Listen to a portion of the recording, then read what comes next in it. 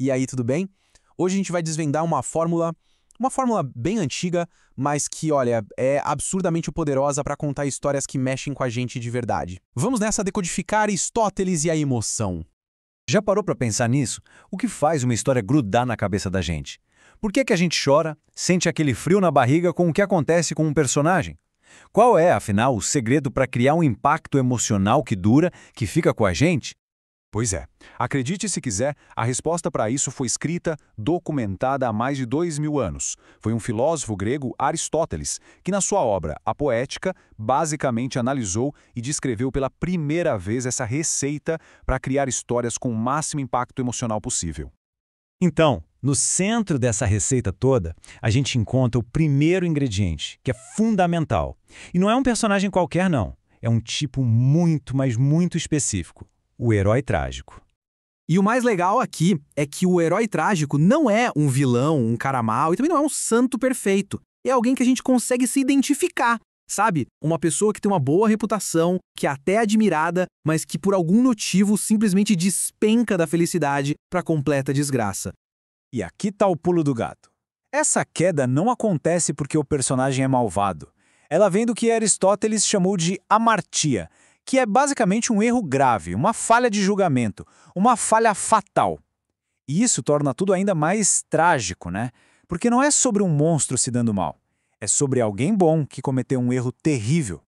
Toda essa estrutura tem um objetivo muito claro: despertar duas emoções bem específicas na gente: compaixão e terror. Compaixão pela queda daquele herói e terror só de pensar que a gente também poderia cometer um erro parecido.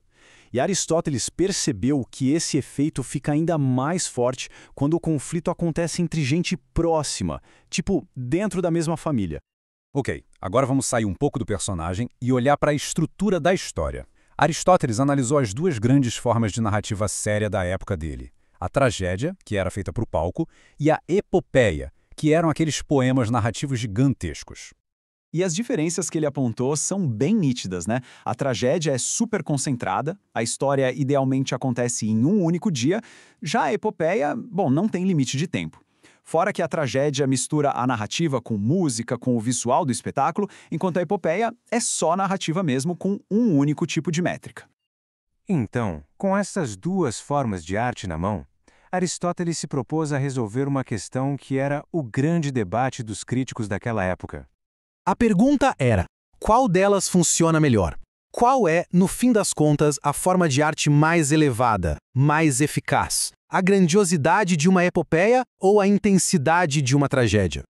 E olha, ele não ficou em cima do muro, não. Para ele a resposta era óbvia, e ele defendeu isso com uma lógica bem precisa.